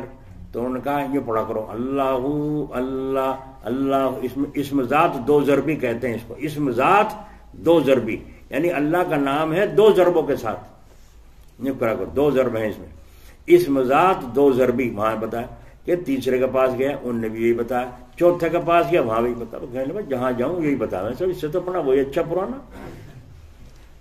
ہے نا۔ پھر وہیں آیا، کہا گھوم آیا، گنگوئی نے فرمایا گھوم آیا، ہاں جی گھوم آیا، جہاں جاؤں سب یہی بتاویں اللہ اللہ، بس تو پیچھے تو اچھا تو ہی ہے اور کہاں جاؤں، گجر تھا بیچارہ سیدھا سادہ، اور کہاں جاؤں بس جو تو کہے گا وہی کروں گا، سیدھی سیدھی سچی بات، جو تو کہے گا وہی کروں گا۔ تو آپ نے دیکھا کس طریقے سے اعتماد کھویا اور جگہ جگہ پھرنا شروع ہوا، اور پھر گھوم گھام کا چکر کاٹ کے پھر وہیں آیا۔ تو لیکن انہوں کی محبت کی بات دھکا نہیں دیا حضرت گنگوئی نے، یوں فرمایا گھوم آیا ہے نا، یوں نہیں کہا اور گھوم لے جائے یہاں سے، یہاں کیا کرنا ہے، یوں نہیں کہا، یہ اپنا اپنا ظرف ہے، کسی کو کوئی کسی کا مزاج کیسا ہے، کسی کا مزاج کیسا ہے، یوں نہیں کہا، پھر اپنا لگ گیا کرنے، شروع ہو گیا اللہ کا نام لینا شروع کر دیا۔ تو ایسا آدمی ہر جائے مشہور ہوتا ہے، اسی لیے شروع میں جو آدمی مرید نہ ہو اس وقت تک اس کے لیے اجازت ہے ہر پیر کے پاس جائے، ہر بزرگ کے پاس جائے، جا کر دیکھے چھانٹے پرکھے میرا دل کس سے ملتا ہے۔ جیسے رشتے ناطے میں آدمی دیکھتا ہے فلاں جگہ بھی رشتہ دیکھنے گئے، فلاں جگہ بھی رشتہ دیکھنے گئے، جہاں دل مل گیا وہاں پیغام دے دیا، اور جب نکاح ہو گیا اب تو نبھانا ہے نا۔ تو نکاح سے پہلے خوب رشتے دیکھو، جب شادی ہوگی اب کیا دیکھنا، اب تو اسے دیکھو جو لے آئے ہو اپنے گھر میں۔ تو بیعت ہونے سے پہلے خوب دیکھو، اور جب بیعت ہو گئے سوچ سمجھ کر پلہ پکڑ لیا ہے اب تو اسی کو نبھانا ہے، اب تو ہمارا اوڑھنا وہی ہمارا بچھونا ہو۔ اللہ اکبر۔ حضرت منشی نعیم الدین صاحب جلال آباد رہتے تھے، لاوڑ کے ہیں، زندہ ہیں سلامت ہیں، اللہ عافیت رکھے ان کو بھی، ضعیف ہو چکے ہیں۔ تو وہ جلال آباد حضرت سے مرید ہونے کے لیے کوشش کرتے رہے، روزہ رکھ رکھ کر اللہ سے دعا کی، نفلیں پڑھ پڑھ کر اللہ سے دعا کی، یا اللہ مجھے حضرت سے بیعت کرا دے۔ حضرت سے جا کے کہتے حضرت فرماتے دیکھا جائے گا، حضرت بیعت نہیں کرتے تھے۔ تو یہ لگے رہے۔ ایک دن رمضان شریف کی 27ویں شب میں حضرت نے خود بلا کے بھیجا وہاں سے مدرسے سے، اور رات کو تہجد کے وقت بیعت فرمایا۔ دیکھو کیسی محبت، انہوں نے بھی دیکھ لیا کہ یہ در چھوڑنے والا نہیں، اور انہوں نے بھی دیکھ لیا حضرت جو تعلیم دیتے ہیں حضرت کو ہم سے محبت ہے، انہوں نے بھی سمجھ لی، تو دونوں کی محبت ہو گئی۔ اب نکاح میں مزہ آئے گا نہیں آئے گا؟ اور جس کے بیچ میں گاڑی گھس گئی کہنے لیں گاڑی بھی ملے گی نہیں ملے گی، نکاح میں مزہ آئے گا ایسے لوگوں کو؟ نہیں آئے۔ تو وہاں بیچ میں کوئی مطلب ہی نہیں ہے۔ اللہ اکبر۔ تو انہوں نے یوں سوچا کہ میں حضرت کے مدرسے میں ملازم ہو جاؤں تو اچھا رہے گا، قریب ہی ہو جاؤں، اور قریب ہو جاؤں، حضرت کے قریب رہا کروں گا، زیادہ موقع ملا کرے گا فیض حاصل کرنے کا۔ حضرت سے درخواست دی، درخواست منظور نہیں ہوئی، کسی اور کو رکھ لیا۔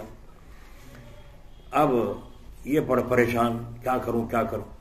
بس ایک دن انہوں نے مستی میں آ کر کے ایک خط لکھا، پرچہ، اور لکھ کے اس خط کو بند کر کے لفافے میں اور دریا میں ڈال دیا، اور یوں کہا اے دریا یہ میرا خط خضر علیہ السلام کو دے دیے، اور حضرت خضر علیہ السلام سے کہہ دیے یہ خط میرا اللہ کو پہنچا دو۔ اللہ تو ویسے بھی سن رہا ہے، اور عاشقوں کے حالات ہیں، اللہ تو ویسے بھی سنتا ہے۔ خط لکھنے کی کیا ضرورت ہے، اللہ میں خط پڑھے گا؟ یا اللہ تعالیٰ کو پتہ نہیں ہے کیا لکھا ہے اس میں، کیا چاہ رہا ہے؟ سب پتہ ہے۔ چلے گئے۔ اب رات کو جو سوئے خواب میں نظر آیا، کسی کہنے والے نے کہا تو اپنے شیخ سے کیا چاہتا ہے؟ اپنے شیخ سے کیا چاہتا ہے؟ مرید ہو خلافت چاہتا ہے یا ملازمت چاہتا ہے؟ انہوں نے کہا میں تو ملازمت چاہتا ہوں، خلافت نہیں چاہتا، ملازمت چاہتا ہوں کہ مجھے یہاں نوکری مل جائے۔ تو اس شخص نے کہا 1 سال کے بعد تمہیں یہاں نوکری مل جائے، جاؤ فیصلہ اللہ کی طرف سے سنا دی، بے فکر ہو کے کہیں اور نوکری کر لی مدرسے میں۔ 1 سال کے بعد وہ جگہ خالی ہوئی مدرسے میں، اور پھر حضرت جی سے بھائی جان نے کہا کہ یہ وہ جگہ خالی ہو گئی، اب کیا کریں، کسے رکھیں؟ حضرت نے فرمایا ہمارے ایک آدمی ہیں وہاں فلاں جگہ لاوڑ میں، ان کو بلا لو اور ان کو جگہ تقرر کرو۔ آدمی بھیجا گیا فوراً، حضرت جی نے بلایا ہے، بھاگے بھاگے آئے، اور آنے کے بعد حضرت کے ساتھ پیش ہو گئے، فرمایا جاؤ بھائی جان کے پاس یہ درخواست لکھو اور جا کے پیش کر دو۔ وہاں جاتے ہی وہ درخواست حضرت نے لکھوائی تھی، مضمون وہی پیش کر دیا، بھائی جان نے فوراً وہاں جب مقرر کر دیا، تقرر کر دیا، اور ملازم ہو گئے حضرت کے مدرسے میں۔ دیکھا آپ نے، ایک دن بڑے بڑے حضرت کے مریدین عالم بیٹھے تھے، بیٹھے بیٹھے کہنے لگے، بات چل رہی تھی، حضرت منشی جی نے کہا اچھا یہ بتاؤ حضرت جی کا مرتبہ کیا ہے، حضرت جی کا درجہ کیا ہے، یہ بتاؤ۔ اب کسی کو خبر نہیں، کون بتاؤ؟ مفتی صاحب بھی چپ ہیں، عالم صاحب بھی چپ ہیں، کوئی نہیں بتا رہا۔ انہوں نے کہا منشی جی تمہیں پتا ہے؟ کہ نہیں پتا مجھے بھی نہیں، میں تمہارے سے کیوں پوچھتا، میں تم سے پوچھ رہا ہوں کیا درجہ ہے۔ جب کسی سے نہ بتایا گیا تو انہوں نے کہا کل کو ہم بتائیں گے، جاؤ تم نہیں بتاتے تو کل کو ہم ہی بتائیں گے۔ اب اگلے دن انتظار میں تھے سارے عالم، جب پھر مجلس ہوئی بیٹھے تو انہوں نے کہا ہاں منشی جی بتاؤ کیا دیکھا تھا؟ کہاں دیکھا تھا؟ کیا دیکھا کہ 4 صاحب خدمت ہوتے ہیں دنیا میں، 4 ہوتے ہیں، ان میں سے چوتھے حضرت ہیں، سمجھے نہیں؟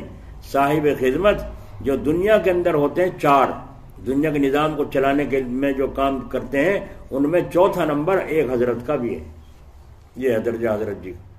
اب جا کے کسی نے حضرت جی سے بھی کہہ دیا کہ حضرت منشی جی یوں کہہ رہے تھے حضرت جی کا یہ درجہ ہے، جی یہ درجہ ہے۔ بس حضرت نے سن لیا، اتنے میں وہ بھی آ گئے منشی جی اندر کمرے میں، تو حضرت نے فرمایا منشی جی تو آدھے مجنو ہیں، آدھے مجذوب ہیں، یوں کہا منشی جی تو آدھے مجذوب ہیں۔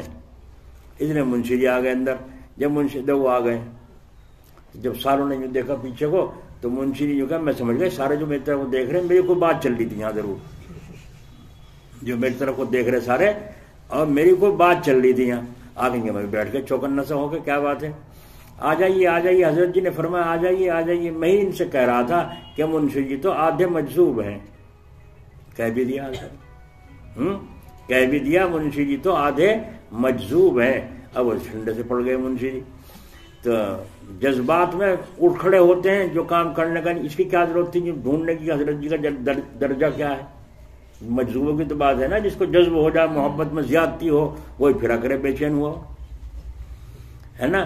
تو یہ فرمایا، اس کے بعد جو ہے آنے کے بعد بات چیت ہوئی، منشی جی یوں معاملہ تھا، حضرت جی نے یوں فرمایا تھا، ہاں ٹھیک ہے ٹھیک فرمایا، مسکرا کے بات ختم ہو گئی۔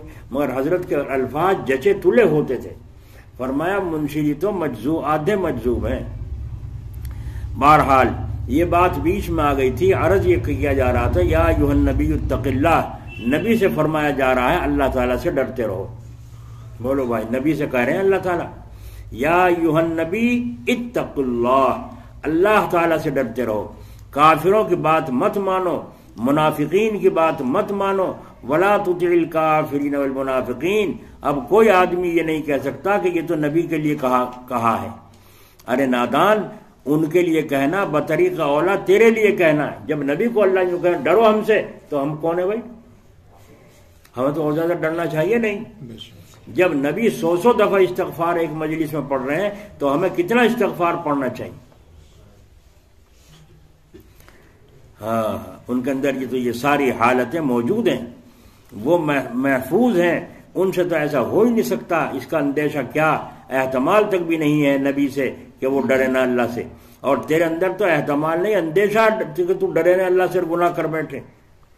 جب ایسی ذات کو حق تعالیٰ نے یہ فرمایا تو تجھے بطریقہ اولا ڈرتے رہنا چاہیے، کیونکہ ان پر تو شیطان کا اثر نبیوں پر نہیں ہو سکتا، اور تجھ کو تو 24 گھنٹے اثر کا اندیشہ لگا ہوا ہے، تو پھر تیرے نہ ڈرتے رہنے کا کیا مطلب ہوا؟ تو کیوں نہ ڈرتا؟ اور صیغہ امر کا ہے کہ ڈرتے رہو، اسی میں حفاظت ہے، حالانکہ نبی تو معصوم ہوتا ہے، اس سے تو خلاف ہے، حکم کا احتمال ہی نہیں، تو کیا خدا کا انتخاب غلط ہو سکتا ہے؟ اللہ نے ایسے کو نبی بنا دیا جو اللہ میں سے نہ ڈرے؟ اللہ نے غلط چھانٹ دیا کیا؟ ایسا ہو ہی نہیں سکتا کہ نبی اللہ سے نہ ڈرے، کوئی نبی ایسا نہیں گزرا جو اللہ سے نہ ڈرتا. تو جو یوں کہے کہ نبی سے بھی غلطی ہوئی تو گویا کہ اللہ نے غلط آدمی کو چھانٹ لیا. توبہ توبہ. تو علم غیب کہاں رہا؟ تو اللہ کو پتہ ہی نہیں تھا کہ یہ آدمی غلطی کرے گا. جو غلطیاں ثابت ہوئی ہیں پیغمبروں سے ان غلطیوں کا بھی اللہ نے بیان فرما دیا. حضرت ابراہیم علیہ السلام کی بیوی کو جب بادشاہ کے قاصد پکڑ کے لے گئے اور یوں پوچھا گیا بادشاہ کی طرف سے حضرت ابراہیم یہ کون ہے تمہارے ساتھ؟ تھی تو بیوی. لیکن وہاں کا قانون یہ تھا کہ اگر بیوی ہوتی تو اسے چھوڑتے نہیں، جو بہن ہوتی اسے چھوڑ دیا کرتے تھے، اسے کچھ نہیں کہتے تھے. جب یوں کہا کہ یہ میری بہن ہے، ابراہیم علیہ السلام نے کہا یہ میری بہن ہے، تو بادشاہ کے پاس لے جایا گیا. لیکن خوبصورت اتنی تھی حضرت جو ہے سارا کہ دیکھ کر وہ بالکل بے قابو ہو گیا اور ہاتھ اٹھایا ان کی طرف کو تو اللہ تعالیٰ کی طرف سے ہاتھ پہ فالج پڑ گیا، یوں لٹک گیا، درد میں تڑپنے لگا. جب معافی تلافی کی تو حضرت سارا سے کہا دعا کر دو، میں تمہیں کچھ نہیں کہنے کا. آپ نے ہاتھ اٹھا کے دعا کی، ہاتھ ٹھیک ہو گیا. پھر ہاتھ چلایا 3 مرتبہ ایسے ہوا، پھر ان کو آزاد کر دیا. تو یوں کہتے ہیں لوگ دیکھو نبی نے اپنی بیوی کو بہن بتایا، یہ جھوٹ بولا.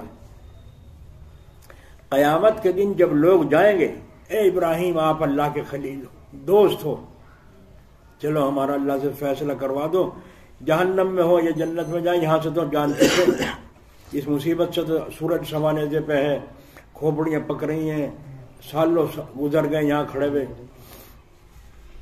ادھر ہو یا ادھر ہو ہر آدمی پسینے میں ڈوبا ہوا ہوگا اپنے اپنے، جتنے اس کے گناہ ہیں اتنے پسینے میں، کوئی گلے تک ڈوبا ہوا ہوگا، کسی کے منہ تک پسینہ آ رہا ہوگا، لگام لگ رہی ہوگی پسینے کی، اس طرح سے حال خراب ہوگا. تو لوگ تلاش کرتے ہوئے ابراہیم خلیل اللہ کے پاس جا کے کہیں گے آپ اللہ سے کہہ کے ذرا ہمارا حساب کروا دو، آپ اللہ کے دوست ہیں. تو آپ کے کہیں گے یا ربی نفسی نفسی، اللہ تو مجھے بچا. کہیں گے اے لوگوں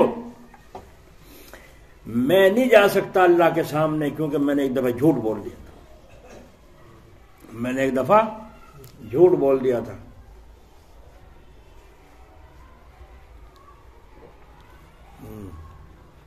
کیا جھوٹ بولا تھا؟ میری بہن ہے. بیوی کو کیا بتایا تھا؟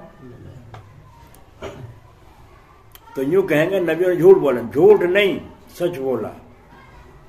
کیا سچ بولا؟ آدم علیہ السلام سب کے ابا ہیں کہ نہیں؟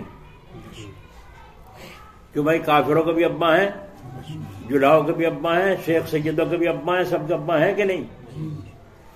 تو جو بیوی تمہارے نکاح میں بیوی بن کر آئی اس کے بھی ابا وہی ہیں کہ کیا تمہارا بھی ابا وہی ہیں یا الگ الگ ہیں؟ تو اس ناطے سے بتاؤ بہن بھائی ہوئے نہ ہوئے؟ بہن بھائی ہوئے نہیں ہوئے؟ تو آدم علیہ السلام کے ناطے سے دینی بہن بھائی ہوئے. تو ابراہیم علیہ السلام نے کیا غلط کہہ دیا تھا میری بہن؟ کیا غلط کہہ دیا؟ کیا جھوٹ ہو گیا؟ لیکن ظاہر میں چونکہ صورتاً جھوٹ ہے تو بیوی اور بتا دیا بہن، جان بچانے کے لیے کہا تو سچ، مگر ظاہر میں ہیر پیچ کی بات آئی ذرا سی، اس لیے نبی بھی ڈر رہے ہیں اللہ کے سامنے کہیں میرا مقدمہ نہ کھڑا ہو جائے.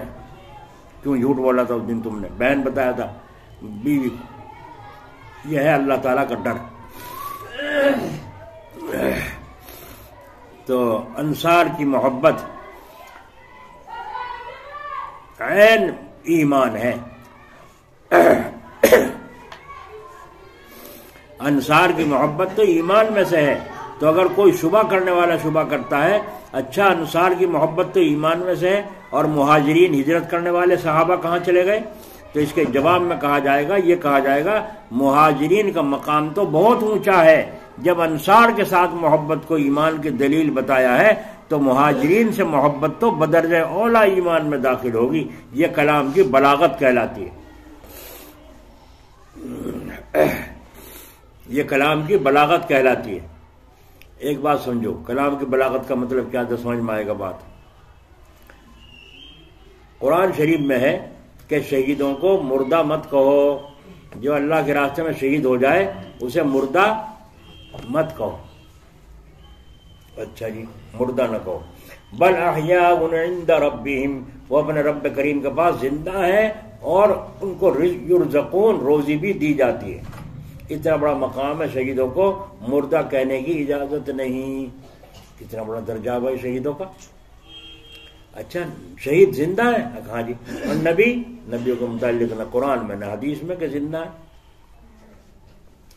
اب نبیوں کے اوپر کیا ہے؟ ہمارے علماء دیوبند کا اور دیوبندیوں کا مسلک یہ ہے کہ نبی اپنی قبروں میں زندہ ہیں، نبی اپنی قبروں میں زندہ ہیں۔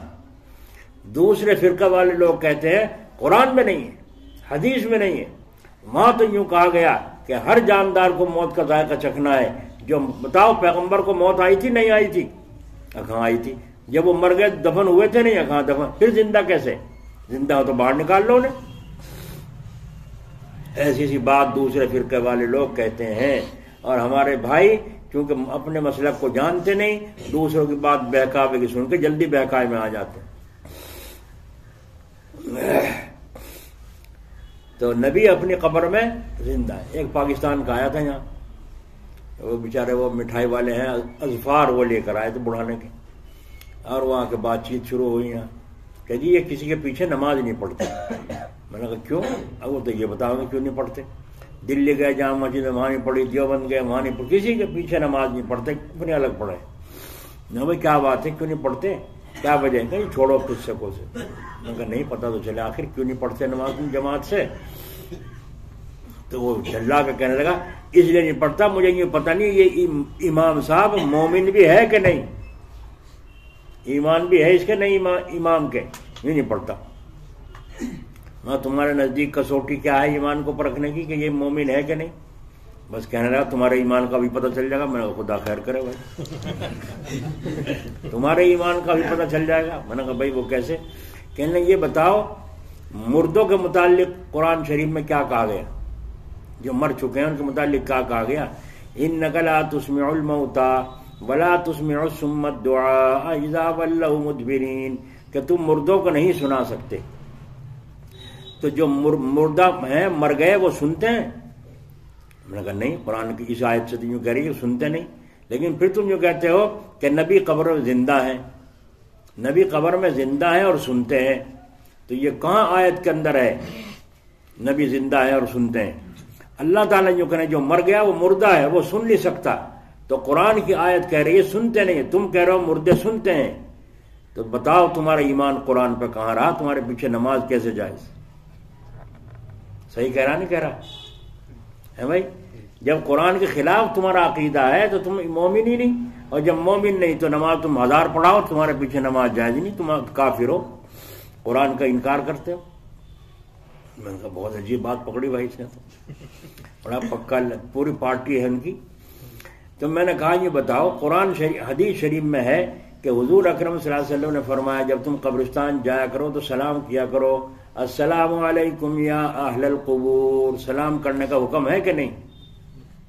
جب قبرستان میں جاؤ تو سلام کرو، اور اس طرح کرو، السلام علیکم یا اہل القبور، اس طرح سلام کرو۔ تو یہ بتاؤ وہ مردے سنتے ہیں یا نہیں سنتے؟ کہ قرآن کیا کہہ رہا ہے؟ قرآن تو یوں کہہ رہا ہے مردے سنتے نہیں، اور جب مردے سنتے نہیں تو حضور نے کیوں کہا سلام کرو؟ سمجھے؟ حضور نے کیوں کہا کہ قبرستان میں جاؤ سلام کرو، اور قرآن کہہ رہا ہے کہ مردے سنتے نہیں، انک لا تسمع الموتى۔ جب ہمیں معلوم ہے یہ ستون سنتا نہیں، اب اس ستون کو کہنے لگے السلام علیکم تو کیا کہیں گے لوگ؟ بیوقوف کہیں گے نہیں کہیں گے؟ جو کہیں گے یہ ستون سنتا ہے، وہ ہم کہیں گے نہیں سنتا، اور جب سنتا نہیں سلام کسے کیوں کر رہے ہو؟ تو بیوقوف مانیں گے نہیں مانیں گے؟ تو اس سے معلوم ہوا کہ قرآن اور حدیث کو سمجھنے کے لیے عقل کی بھی ضرورت ہے، یہ قرآن کریم کی بلاغت ہے۔ حضور اکرم صلی اللہ علیہ وسلم، میں نے اس سے کہا، میں نے کہا یہ بتاؤ حدیث شریف میں ہے کہ حضور صلی اللہ علیہ وسلم فرما رہے ہیں میں عیسیٰ ابن مریم کو دیکھ رہا ہوں خانہ کعبہ کا طواف کر رہے ہیں، کالے بال ہیں، زلفیں ہیں، گھنگریالے بال ہیں، اور ایسا معلوم ہو رہا ہے جیسے ابھی نہا کے آئے ہوں، ان کے بالوں سے خوشبو اور ان کے بالوں سے پانی ٹپک رہا ہو، ایسا معلوم ہو رہا ہے، چمک ہے۔ حضور صلی اللہ علیہ وسلم نے فرمایا میں دیکھ رہا ہوں عرفات کے میدان کی طرف جا رہے ہیں موسیٰ علیہ السلام اور زبان سے پڑھ رہے ہیں لبیک اللہم لبیک لبیک لا شریک لک لبیک، یہ پڑھتے جا رہے ہیں تلبیہ۔ تو حضور فرما رہے ہیں حضرت موسیٰ علیہ السلام کو میں دیکھ رہا ہوں، تو حضور سچی بات کہہ رہے ہیں نہیں دیکھ رہا ہوں؟ اور حضور بتاؤ اب حضرت موسیٰ کا عیسیٰ علیہ السلام تو آسمان پہ اٹھا لیے گئے، حضرت موسیٰ کا انتقال ہونا ثابت ہے کہ نہیں؟ انتقال ہوا تھا، تو جب انتقال ہو گیا تو عرفات کے میدان میں مرے ہوئے کہاں سے اٹھ کے آ گئے تھے؟ جو حضور فرما رہے ہیں میں دیکھ رہا ہوں کہ عرفات کے میدان میں جا رہے ہیں، تو معلومات نبی انتقال کے بعد اپنی قبر میں زندہ ہیں، اور وہ ان کا بڑا اعزاز ہے، ان کو اجازت ہوتی ہے جہاں چاہیں جائیں، تو وہ عرفات کے میدان میں جا رہے ہیں، حج کے اندر شامل ہو رہے ہیں حضرت موسیٰ علیہ السلام، اور حضور فرما رہے ہیں میں دیکھ رہا ہوں، تو حضور سچے تو تم بھی سچے ہو کہ نہیں؟ دیکھ رہا ہوں۔ اب یہ یوں کہتے ہیں اچھا بھائی قرآن شریف میں ہے شہید زندہ ہے، ہاں وہ تو قرآن میں ہے شہید زندہ ہے، نبی کو کہاں لکھا شہید زندہ، وہ نبی زندہ ہے؟ ہم نے کہا یہ بتاؤ جب چھوٹا زندہ ہے تو اس سے بڑا والا زندہ ہے یا مردہ؟ اللہ تعالیٰ نے چھوٹے کا نام ذکر کر کے اور یہ بیان کر دیا کہ تم شہیدوں کو مردہ نہ کہو، یہ اپنی قبروں کے اندر زندہ ہیں، اس سے معلوم ہوا کہ شہید سے بڑا درجہ تو نبیوں کا ہے، تو نبی اول درجے قبروں کے اندر زندہ ہے۔ سمجھ میں آئی؟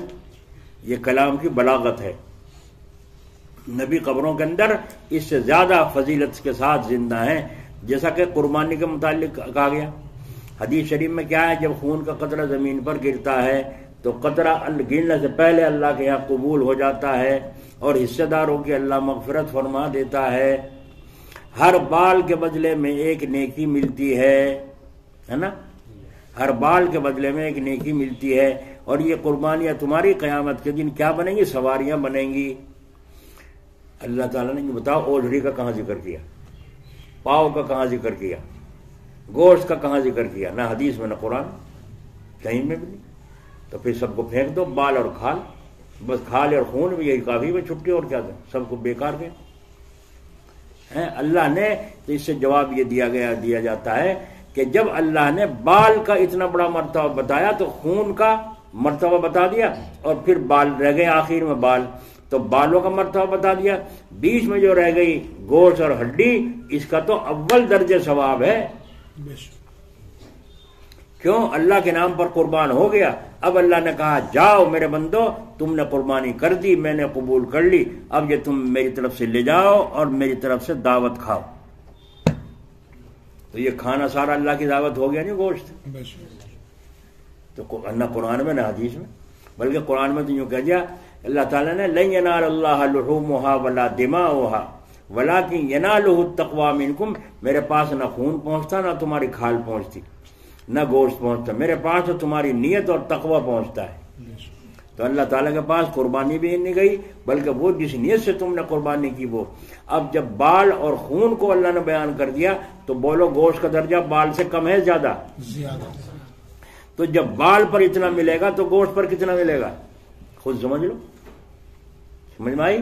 جب شہید کا مرتبہ اتنا بڑا ہے کہ وہ قبر کے اندر زندہ ہے، تو نبی تو ان سے بڑا درجہ ہے، تو شہید تو زندہ ہے وہاں، لیکن زندگی کو اللہ تعالیٰ یوں فرما رہے ہیں، وہ ایسا نہیں کہ تم وہاں ٹیلی فون ملا کے ایک اندر رکھ دو اور ایک اپنے گھر میں رکھ لو اور جب چاہو ہلو کر لیا کرو اور وہیں سے چارج بھی کر دیا کرو، بات بھی کر لیا کرو، ایسے نہیں۔ وَلَٰكِن لَا تَشْعُرُونَ، تمہیں اس کا شعور نہیں ہے کہ وہ کس طریقے کی زندگی ہے، تم اس کو سمجھتے ہیں کہ وہ کس طریقے کی زندگی ہے۔ جو آدمی سو رہا ہے بھائی وہ مردہ ہے زندہ؟ لیکن کیا فرمایا حدیث میں النوم اخت الموت، نیند جو ہے وہ موت کی بہن ہے۔ موت کی بہن کیا ہے؟ نیند۔ تو جیسا آدمی مرا ہوا ہوتا ہے ایسے سوتا ہوا، اسے کو پتہ نہیں کچھ ہی کرتا رہو، پھر کچھ ہی بات کر رہا ہو، اسے کیا خبر۔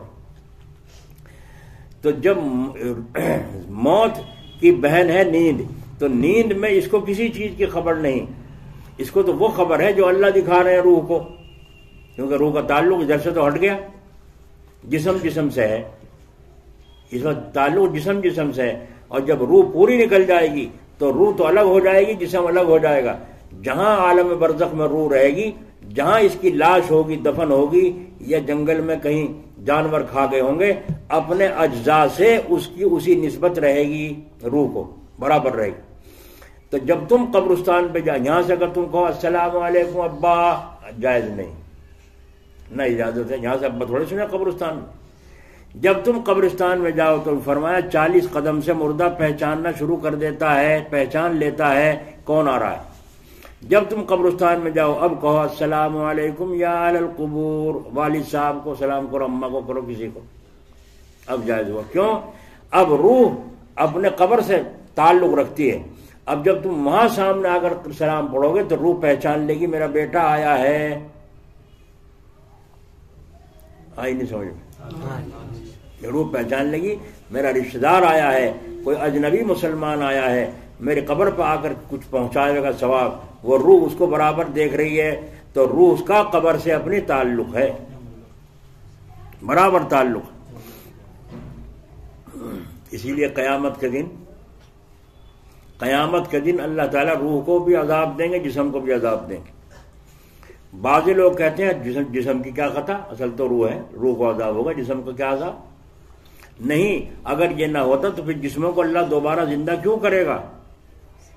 دوبارہ جسم کو پیدا کرے گا، پھر روحوں کو اڑائیں گے، اپنے اپنے جسم میں روحیں گھس جائیں گی، انسان سیدھے کھڑے ہو جائیں گے۔ یہ اللہ تعالیٰ کی طرف سے نظام ہے۔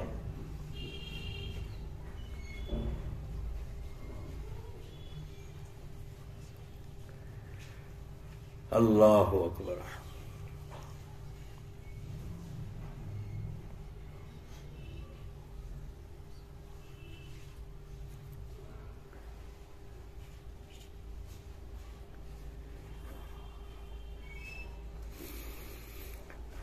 جو جماعت یوں کہتی ہے کہ جسم کو عذاب ہوگا اور روح کو عذاب ہوگا، جسم کو نہیں، ان کے بعد ہمارے ہاں دلیل دونوں فریقوں کی ہیں، لیکن ہمارے امام صاحب کے ہاں جو دلیل ہے وہ یہ ہے کہ روح اور جسم دونوں کو عذاب ہو، دونوں مجرم ہیں۔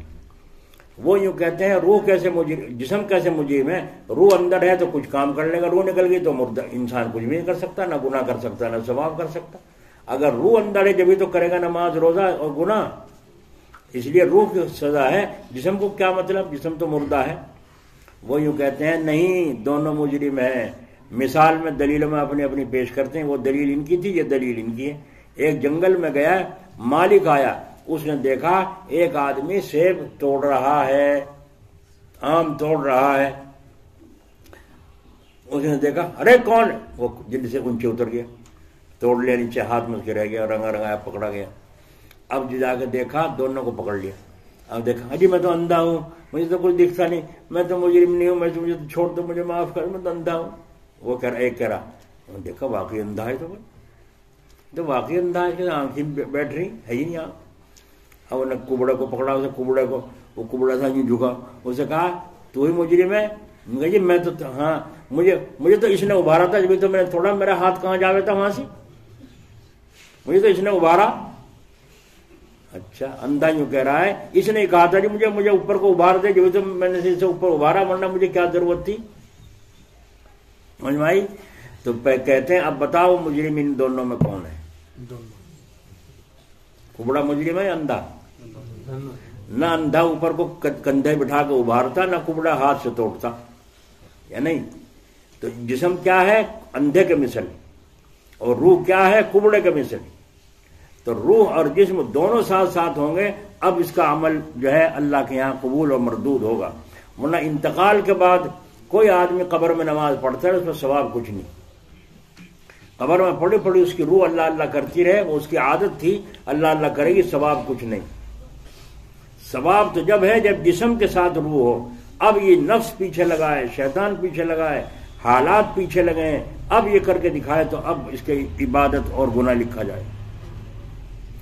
آئی سمجھ میں بات؟ تو نبی زندہ ہے، جب شہید زندہ ہے تو نبی بھی زندہ ہے۔ سمجھ میں آ گئی؟ تو جب خون اور بال کا ذکر حدیث میں آیا ثواب کا، تو گوشت کا ثواب، اس قربانی کی ہڈیوں کا ثواب، وہ بھی قیامت کے دن ساری مل کر سواری بنے گی نہیں بنے گی؟ تو اس سے معلوم ہوا کہ یہ کلام کی بلاغت ہے۔ بعد دفعہ نیچے کی بات بتا کر کے بیچ والوں کو ان کو خود سے کہتے ہیں بھائی صاحب آپ کی آپ کی دعوت ہے اور آپ کی اہلیہ کی بھی، آپ کی بھی دعوت ہے، آپ کی اہلیہ کی بھی. ماں اہل و عیال، بعض یوں لکھتے ہیں تو ماں اہل اور عیال یعنی بچے. تو جب بیوی کی اور شوہر کی دعوت ہوگی تو بچوں کی دعوت ہو گئی نہیں ہو گئی؟ نہیں ہوئی، ہوئی نہیں. اچھا نہیں ہوئی تو نہ کھلائیے. تو یہ بلاغت ہے کہ بھائی ماں اہل و عیال، جب کہہ دیا اہل و عیال تو سب آ گئے. اور جو ان میں کوئی نوکر لگا ہوا ہوگا وہ بھی کھاوے گا نہیں کھاوے گا؟ بولو، جو تمہارے گھر ایک نوکر لگا ہوا ہے وہ بھی کھانا کھاوے گا نہیں کھاوے گا وہاں؟ کیوں؟ یہ بچے کھانا کھاتے ہیں طالب علم، جو کسی کی دعوت ہوتی ہے چولہا نو تو وہ انہیں بھی کہتے ہیں بچوں کو جا وہاں کھائیے. وہ کہتے ہیں ایک طالب علم ہمارے یہاں کھانا کھاتا ہے. تو وہ طالب علموں کی بھی دعوت ہو گئی، حالانکہ اس نے تو نہیں کی تھی دعوت. اس نے تو یوں کہا تھا چولہا نو دعوت ہے، تو چولہے پہ جتنا کھاؤ گا سب کی دعوت ہو گئی نہیں ہو گئی؟ نام لو یا نہ لو، یہ کلام کی بلاغت ہے. اس میں کہا گیا ہے کہ اونچے درجے کو سمجھنا ہو تو نیچے سے چلو تو انشاءاللہ منزل پر پہنچ جاؤ. بہرحال بات اس پر چلی تھی، اللہ کو مانو اس کی عظمت کے ساتھ، اللہ کو مانو اس کے ادب کے ساتھ. حضرت جی جلال آبادی رحمۃ اللہ علیہ فرماتے ہیں رات کو ٹوپی نہیں اتارتے تھے. کسی نے کہا حضرت آپ رات کو ٹوپی نہیں اتارتے؟ تو فرمایا دن میں مخلوق کی شرم، رات کو خالق کی شرم. جس میں دن میں مخلوق کی وجہ سے ٹوپی نہیں اتارتا، کوئی کیا کہے گا ننگے سر پھر رہا ہے. یہ تو شرم کی بات ہے. جن کی شرم اتر گئی وہ ننگے سر ہی پھرتے ہیں، اور جن کی یہاں کی اتر گئی وہ بنیان میں بازار میں چلے جائیں سودا لے لیں. بنیان پہنے ہی دھوتی اور بنیان پہنے جا رہے ہیں. اور جن کے اور زیادہ اتر گئی وہ جانگ سا کر لیں لنگوٹ سا، راننے بھی کھلی اوپر کا بھی کھلا، سارا لنگ ملنگ. اور بازی کی وہ بھی شرم ختم ہو گئی، انہوں نے جانگ بھی توڑ کے پھینک دیا، وہ ننگا ہی پھرے بن گیا دیوتا ہے، اس کی ساری شرم ختم ہو گئی. تو جس کی جتنی شرم، ان کی شرم اتنی کہ وہ رات کو بھی ٹوپی اتارنے کو تیار نہیں، اس لیے کہ دن میں مخلوق کا لحاظ ہے تو رات کو خالق کا لحاظ. اپنے اختیار پر اللہ تعالیٰ سے پردہ نہیں کر سکتے ہم کہ بھائی ہو سکے لحاف پاجامہ لنگی جو کچھ پہن رہے ہیں آپ، یہ مخلوق سے تو پردہ ہے، خالق سے تو کوئی پردہ نہیں. لیکن حکم یہ ہے کہ جب میاں بیوی ایک جگہ لیٹے بیٹھے تو چادر اوڑھ لیا کرو. یہ اللہ کے رسول صلی اللہ علیہ وسلم نے فرمایا. کیوں؟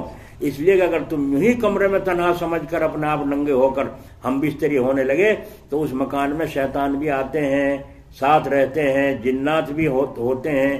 اگر انہوں نے تمہیں اس طرح دیکھا تو ہو سکتا ہے ان کا جی پانی دے جائے اور وہ تمہاری بیوی پر یا تم پر عاشق ہو جائے. اب جو اس کا خمیازہ بھگتنا پڑتا ہے عورتوں کو مردوں کو. خیریت سے دعا بھی نہیں پڑی. جو دعا پڑھی جاتی ہے میاں بیوی کی آپس میں جب ایک جگہ بیٹھے لیٹیں تو جو عورتیں یا مرد دعا نہیں پڑھیں گے شیطان جنات مل کر ان کے ساتھ صحبت کرتا ہے، اور پھر اس کا اثر عورتوں میں بھی آتا ہے مردوں میں بھی آتا ہے. الرجی پیدا ہو جاتی ہے، چھاتیوں میں خارش پیدا ہو جاتی ہے، بچے ادھورے ضائع ہونے شروع ہو جاتے ہیں، نیلے اور پیلے ہو کر بچے مرنے شروع ہو جاتے ہیں. اور بیچ میں اگر بچہ پورا پیدا ہوا تو نیلا پیلا ہو کر مرے گا. یہ بیچ میں ضائع ہو، یہ مصیبتیں کھڑی ہوتی ہیں محض ایک دعا کے چھوڑ دینے کی وجہ سے. دیکھا آپ نے؟ اور اگر آپ نے وہ دعا پڑھ لی، بیت الخلاء میں جاؤ تو وہاں بھی گندے شیطان رہتے ہیں. تو اسی لیے فرمایا بیت الخلاء اگر کسی کا گھر میں ہی بنی ہوئی ہو اندر، جیسے کہ آج رواج چل رہا ہے بنانے کا، تو اس کواڑ کو کھلا مت چھوڑا کرو. یہ مت سوچا کرو کیا فرق پڑ گیا اتنی دیر میں. ہو سکتا ہے اندر کے شیطان کمرے میں داخل ہو جائیں اور تم ان سے حفاظت کا کوئی سامان نہیں کر رہے ہو.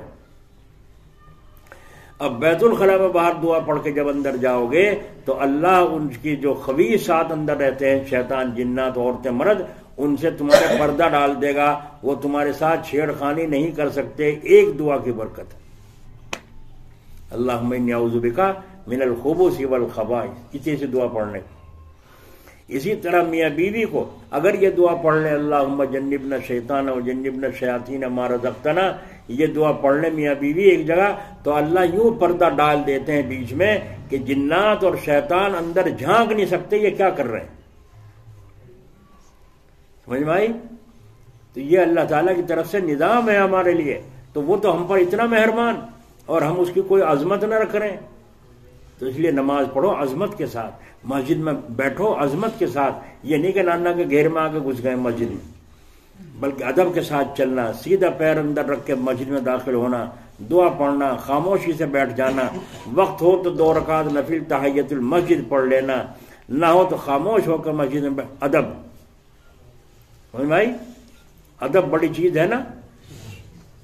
ایک دن ایک آدمی آیا، آ کے بیٹھ گیا میرے پاس، اور جب میرے پاس بیٹھا تو تکیہ لگا لی، یوں کمر لگا لی. میں نے برداشت کی، چلو مہمان ہے، پھر پیر پھیلا دیے، اب تو کہنا ہی پڑا. یہی ادب ہے، یہی محبت کا دعویٰ ہے. آگے سامنے بیٹھنا چاہیے تھا ادب کے ساتھ، پھر تم نے کمر لگا لی، ہم نے چلو برداشت کر لی، پھر تم نے پیر بھی پھیلا دیا، اب سونا بھی شروع کر دیا. جی میں تھکا ہوا ہوں. اب دیکھو تھکا ہوا ہوں، جھوٹ بھی بول دیا، میں تھکا ہوں. اچھا باہر برابر میں کمرہ ہے، جاؤ وہاں آرام کرو، جب تھکن اتر جائے گی جب آ کے ملنا. نہیں جن اٹھ کے بیٹھ گئے، دماغ صحیح ہوگی. یہ ہے عظمت نہیں، ادب نہیں. جب عظمت نہیں، ادب نہیں، تو پھر اتنا فیض بھی ہمیں نہیں ہوگا اللہ تعالیٰ کی طرف سے جتنا کہ ہمیں ہونا چاہیے. سمجھ میں آئی؟ جو پچھلے جمعے کو قصہ سن چکے ہو کہ یہ سنت میں یہاں انگلیوں کا خلال چھوٹ گیا تھا خواجہ معین الدین چشتی اجمیری رحمۃ اللہ علیہ سے، اور وضو کر کے نماز پڑھ لی، اس خلال کو چھوٹ گیا. تو رات کو خواب میں حضور صلی اللہ علیہ وسلم جب ہی تشریف لائے اور فرمایا محبت کا دعویٰ کرتے ہو اور خلال وضو میں چھوڑتے ہو. جب ہی اٹھ کر وضو کی اور دوبارہ نماز پڑھی، اور پھر 6 مہینے تک جو ہے 100 رکعت نماز نفل پڑھتے رہے. یہ تھا تعلق اللہ تعالیٰ کے ساتھ. تو عظمت کے ساتھ ہونا چاہیے نہیں کہ بھائی ادب بڑی چیز ہے کہ نہیں. اسی لیے فرمایا اگر شیخ کے پاس بیٹھو تو اللہ کا ذکر کرتے رہو، اور یہ دماغ میں رکھو کہ اللہ کی طرف سے فیض آ رہا ہے، نور آ رہا ہے، حضرت جی کے سینے میں کو اتر کے دل میں کو اتر کے میرے دل میں آ رہا ہے. یہ تصور کے ساتھ بیٹھے اللہ اللہ کرتے رہو، اور جب وہ تمہاری طرف متوجہ ہوں تو ذکر چھوڑ دو اور پھر ان کی طرف توجہ کے ساتھ سنو. یہ ادب ہے، فیض لینے کا طریقہ. جس نے یہاں زندہ کا فیض لینا سیکھ لیا اسے قبرستان میں بھی فیض حاصل ہونا شروع ہو جاتا ہے، جن کو کشف قبور کہتے ہیں. قبر والوں سے فیض بھی لینا اس کے لیے آسان ہو جاتا ہے جس نے زندہ سے فیض لینے کا طریقہ سیکھ لیا. آئی سمجھ میں؟ اللہ تعالیٰ توفیق نصیب فرمائے اور ہمیں عظمت اور ادب نصیب فرمائے اور اپنی محبت کا ذائقہ نصیب فرمائے. گردن جھکا لو اللہ تعالیٰ کی